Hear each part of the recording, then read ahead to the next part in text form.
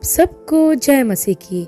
Bible stories Hindi YouTube channel पर आप सबका स्वागत है। आज मैं आपको दाऊद के राज्य अभिषेक के बारे में बताने वाली हूँ, जिसका वर्णन आपको शमूएल की पहली पुस्तक और उसके 16 अध्याय में 1 वचन से 14 वचन तक देखने को मिल जाएगा। इससे पहले प्रियो कि हम वीडियो को शुरू करें, आप हमारे Bible stories Hindi YouTube channel को सब्सक्राइब करना और बेल आइकन को दबाना ना भूलिएगा। तो आइए प्रियो, हम वीडियो को शुरू करते हैं। यह उस समय की बात है जब इज़राइल पर राजा शाऊल राज्य किया करता था। राजा शाऊल इज़राइल का पहला राजा था। अपने शासन के शुरुआती समय में राजा शाऊल ने परमेश्वर की आज्ञाकारिता और भय में कार्य किया, लेकिन कुछ समय के बाद वह घमंड से फूल गया और उसने ऐसे पाप किए जो यहोवा की दृष्टि में बुरे थे। उस समय इज़राइल में नबी के रूप में शमूएल नबी रहता था। एक दिन परमेश्वर ने शमूएल नबी से कहा कि मैंने शाऊल को इज़राइलियों का राजा होने के लिए तुच्छ जाना है। फिर परमेश्वर ने शमूएल नबी से यह भी कहा कि तू कब तक राजा शाऊल के विषय विलाप करता रहेगा। अपने सिंग में तेल भर कर चल, मैं तुझे बैतलहम वासी यिशै के पास भेजता हूँ, क्योंकि मैंने उसके पुत्रों में से एक को राजा होने के लिए चुन लिया है। प्रियो, यहाँ मैं आपको एक बहुत ही महत्वपूर्ण बात बताना चाहती हूँ कि राजा शाऊल को इज़राइल का राजा होने के लिए चुना गया था और शमूएल नबी के द्वारा उसका भी अभिषेक किया गया था। लेकिन परमेश्वर की आज्ञा ना मानने और घमंड के कारण परमेश्वर ने शाऊल का साथ छोड़ दिया। वैसे ही प्रियो, जब परमेश्वर किसी काम के लिए किसी व्यक्ति को चुनते हैं और यदि वह परमेश्वर की आज्ञा का पालन नहीं करता है तो परमेश्वर उसे पल भर में बदल सकते हैं, जैसे परमेश्वर ने शाऊल को राजा होने के लिए तुच्छ जाना। प्रियो, जब परमेश्वर ने शाऊल का साथ छोड़ा तो उसे एक दुष्ट आत्मा सताने लगा। जहां पहले उसमें समझदारी थी, नम्रता थी, परमेश्वर के लिए धुन थी, वहीं अब परमेश्वर से अलग होकर भय और शंका में जीने लगा। प्रियो, एक बात हमेशा याद रखें कि परमेश्वर की आत्मा के सामर्थ्य को जान लेने के बाद विश्वास से भटकना बहुत खतरनाक हो सकता है, क्योंकि तब आपकी बात की दशा पहली पापमय दशा से भी खराब हो सकती है। इसलिए एक बार पवित्र आत्मा की सामर्थ्य को जान लेने के बाद पाप और अनाज्ञाकारिता से दूर रहें। मैंने ऐसे बहुत से लोगों को देखा है जिन्होंने पवित्र आत्मा को शोकित किया और अब उनकी दशा पहली दशा से भी बहुत खराब है।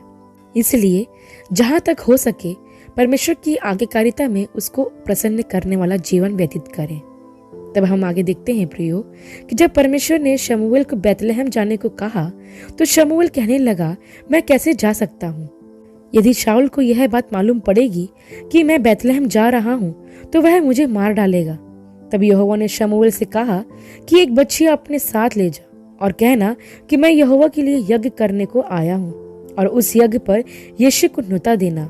तब मैं तुझे बताऊंगा कि तुझे क्या करना है, और जिसको मैं तुझे बताऊं उसी को तू मेरी ओर से अभिषेक करना। तब शमूएल ने यहोवा के कहे अनुसार किया और वह बैतलहम को गया। जब वह बैतलहम पहुंचा तो उस नगर के पुरनिये थरथराते हुए उससे मिलने को गए और कहने लगे कि क्या तू मित्र भाव से आया है? तब शमूएल ने उनसे कहा, हाँ, मित्र भाव से आया हूँ। मैं यहोवा के लिए यज्ञ करने को आया हूँ। तुम अपने आप को पवित्र करके मेरे साथ यज्ञ में आओ। तब शमूएल ने यिशै और उसके पुत्रों को पवित्र करके यज्ञ में आने का न्योता दिया। प्रियो, यहाँ हम देखते हैं कि शमूएल नबी यहोवा परमेश्वर की बात मानकर बैतलहम नगर में आता है। यद्यपि यहाँ आने से पहले उसके मन में इस बात का डर था कि शाऊल को यदि यह मालूम पड़ गया कि वह बैतलहम क्यों जा रहा है तो वह उसे घात कर डालेगा। लेकिन परमेश्वर ने उसके भय को दूर किया और शमूएल ने भी यहोवा के वचन के अनुसार किया और बैतलहम जाकर मित्र भाव से यहोवा का काम किया। प्रियो, यहाँ हम ध्यान दें कि हमें यहोवा का काम हमेशा ही मित्र भाव से करना है। यहोवा द्वारा दिया गया कार्य हमें मेल मिलाप व प्रेम भाव से ही करना चाहिए, ताकि हम परमेश्वर की योजनाओं को पूरा कर सकें, जैसे शमूएल नबी ने किया। तब हम आगे देखते हैं प्रियो कि जब यिशै के पुत्र शमूएल के न्योते पर यज्ञ में आए तो शमूएल ने यिशै के बड़े बेटे एलियाब को देखकर सोचा कि निश्चय जो यहोवा के सामने है वही उसका अभिषिक्त होगा। परंतु यहोवा ने शमूएल से कहा, ना तो उसके रूप पर दृष्टि कर और ना उसके शरीर की ऊंचाई पर, क्योंकि मैंने उसे अयोग्य जाना है। क्योंकि यहोवा का देखना मनुष्य का सा नहीं है। मनुष्य तो बाहर का रूप देखता है, परंतु यहोवा की दृष्टि मन पर रहती है। तब यिशै ने अबीनादाब को बुलाकर शमूएल के सामने भेजा। तब शमूएल ने कहा, यहोवा ने इसको भी नहीं चुना। फिर यिशै ने शम्मा को सामने भेजा, और शम्मा के लिए भी शमूएल ने ये कहा कि यहोवा ने इसको भी नहीं चुना। इस तरह यिशै ने अपने 7 पुत्रों को शमूएल के सामने भेजा, लेकिन शमूएल यिशै से कहता गया कि यहोवा ने इन्हें नहीं चुना। तब शमूएल ने यिशै से कहा, क्या सब लड़के आ गए? वह बोला, नहीं, सबसे छोटा तो रह गया है, वह तो भेड़ बकरियों को चरा रहा है। तब शमूएल ने यिशै से कहा, उसे बुलवा भेज, क्योंकि जब तक वह यहाँ ना आए तब तक हम खाने को ना बैठेंगे। तब वह उसे बुलाकर अंदर ले गया। उसके तो लाली झलकती थी और उसकी आंखें सुंदर थी तथा उसका रूप सुडौल था। तब यहोवा ने कहा, उठकर इसका अभिषेक कर, यही है जिसको मैंने इज़राइल का राजा होने के लिए चुन लिया है। तब शमूएल ने अपना तेल का सिंग लेकर उसके भाइयों के मध्य में उसका अभिषेक किया, और उस दिन से लेकर भविष्य को यहोवा का आत्मा दाऊद पर बल से उतरता रहा। तब शमूएल उठकर रमाह को चला गया, और यहोवा का आत्मा शाऊल पर से उठ गया, और यहोवा की ओर से दुष्ट आत्मा उसे घबराने लगा। प्रियो, यहाँ हम देखते हैं कि यिशै के 8 पुत्र थे। जब शमूएल ने यिशै से उसके पुत्रों को बुलाने के लिए कहा, तो यिशै ने पहले अपने 7 पुत्रों को ही बुलाया। उसने अपने सबसे छोटे पुत्र दाऊद को बुलाने की जरूरत भी नहीं समझी, क्योंकि दाऊद का किसी की भी नजर में कोई महत्व नहीं था। वह अपने परिवार का सबसे छोटा बच्चा था। उस समय उसकी उम्र लगभग 15 या 16 वर्ष रही होगी। दाऊद उस समय अपने पिता की भेड़ बकरियों को चराया करता था। जब यिशै अपने पुत्रों को शमूएल के पास भेजने लगा, तो शमूएल ने एक एक करके सबको इनकार कर दिया। पहले तो जब शमूएल ने एलियाब को देखा, तो शमूएल को लगा कि यही परमेश्वर का अभिषिक्त जन होगा, लेकिन यहोवा ने कहा, नहीं। प्रभु ने शमूएल से कहा कि तू उसके बाहरी रूप को न देख। और तब हमें यह सुंदर वचन मिलता है कि मनुष्य तो बाहरी रूप को देखता है, परंतु यहोवा की दृष्टि मन पर रहती है। यहाँ हम ध्यान दें प्रियो कि यहोवा ने मस्तिष्क की नहीं, हृदय की बात की है। प्रियो, शमूएल नबी एलियाब के ऊंचे कद और सुडौल शरीर को देखकर यह सोचने लगा था कि यही यहोवा का चुना हुआ जन होगा। लेकिन परमेश्वर यहोवा ने शमूएल से कहा कि तू सिर्फ उसके बाहरी रूप को देख रहा है, लेकिन मेरी दृष्टि मन पर रहती है।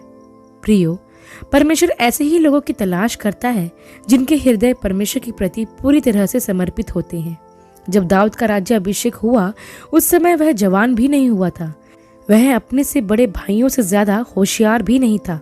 वह सारा दिन सारंगी बजाया करता था और परमेश्वर के लिए गीत गाया करता था। परमेश्वर ने देखा कि दाऊद के हृदय में उसके प्रति प्रेम व भक्ति थी। परमेश्वर ने देखा कि दाऊद का हृदय शुद्ध है और उसमें कुछ भी कपट नहीं है। परमेश्वर ने पूरे इज़राइल में देखा कि वह कौन है जो उससे प्रेम करता है। तो परमेश्वर को एक किशोर अवस्था वाला छोटा लड़का मिला और परमेश्वर ने उसका अभिषेक किया। प्रियो, आज परमेश्वर पूरे देश में ऐसे ही जवान लड़के और लड़कियों को ढूंढ रहा है जिनका हृदय शुद्ध है, ताकि वह उनका अभिषेक करके उनका इस्तेमाल कर सके। परमेश्वर चाहते हैं कि जवानों को उनकी जवानी की अवस्था में चुनकर उनको प्रशिक्षित करें और एक लंबी सेविकाई के लिए उनका इस्तेमाल करें। योएल नबी की पुस्तक और उसके 2 अध्याय के 28 वचन में लिखा है कि अंत के दिनों में मैं सब प्राणियों पर अपना आत्मा उंडेलूंगा। तुम्हारे बेटे बेटियां भविष्यवाणी करेंगे और तुम्हारे पुरनिये स्वप्न देखेंगे और तुम्हारे जवान दर्शन देखेंगे। हाँ प्रियो, परमेश्वर जवान लड़के और लड़कियों के द्वारा अपनी योजना को पूरा करना चाहता है। वह ऐसे जवानों को ढूंढ रहा है जो परमेश्वर से प्रेम रखते हैं और जो परमेश्वर के प्रति पूरे समर्पित हों, जिनका मन इस संसार की मोह माया में नहीं लगा। वे जवान जिनके मन में यहोवा के लिए धुन रहती है। परमेश्वर ऐसे ही जवानों को अभिषेक करके अपनी बड़ी योजना को पूरा करना चाहता है। मैं आपको बताना चाहती हूँ कि आज के बहुत से जवान अपनी युवावस्था में संसार की अभिलाषाओं की ओर आकर्षित हो चुके हैं, जिस युवावस्था में उन्हें परमेश्वर की सेवा करना चाहिए था, उस समय में आज के जवान दुनिया की अभिलाषाओं में खो गए हैं और परमेश्वर से दूर हो गए हैं। चाहे लड़के हो या लड़की, इन्होंने अपने जीवन के यौवन को परमेश्वर के लिए नहीं बल्कि अपने ही लालसाओं को पूरा करने के लिए उपयोग किया। बाइबल में लिखा है कि जवान अपनी जवानी में अपने सृजनहार को स्मरण करे और उसी को स्मरण करके सब काम करे। लेकिन आजकल के जवानों में परमेश्वर के लिए कोई प्रेम नहीं है। वे केवल दुनिया की चीजों से प्रेम करते हैं। लेकिन प्रियो, परमेश्वर आज भी ऐसे जवानों को ढूंढ रहा है जिनका हृदय दाऊद के जैसे साफ हो और जो अपने संपूर्ण हृदय से परमेश्वर से प्रेम करते हों। प्रियो, आज जितने भी युवा इस वीडियो को देख व सुन रहे हैं, मैं आप सबको प्रोत्साहित करना चाहती हूँ कि अपनी जवानी को परमेश्वर यहोवा के हाथों में समर्पित कर दें और अपना हृदय परमेश्वर की ओर लगाएं। वह आपका अभिषेक करना चाहता है। वह आपको अपनी महिमा के लिए इस्तेमाल करना चाहता है। वह आपको और आपके वंश को आशीष देना चाहता है। इसलिए आज ही अपने आप को प्रभु को समर्पित कर दीजिए। प्रभु आपके द्वारा अपने महान कार्य को करेगा। एक और बात प्रियो, जो इस घटना में हमें सीखने को मिलती है कि जब शमूएल ने दाऊद का अभिषेक किया, उस समय से परमेश्वर का आत्मा दाऊद पर बल से उतरता रहा। अर्थात जब शमूएल ने उसका अभिषेक किया, तब दाऊद आत्मा से परिपूर्ण होने लगा। परमेश्वर ने दाऊद को राजा होने के लिए चुना था और राजा के रूप में दाऊद को तैयार करने के लिए परमेश्वर ने उसे आत्मा से भरा। वैसे ही प्रियो, जब परमेश्वर हमें अपनी सेवा के लिए बुलाते हैं तो वह हमें अपनी आत्मा से भरते हैं और वह आत्मा हमें उन कामों को करने की सामर्थ्य देता है जिन्हें करने के लिए परमेश्वर ने हमें बुलाया है।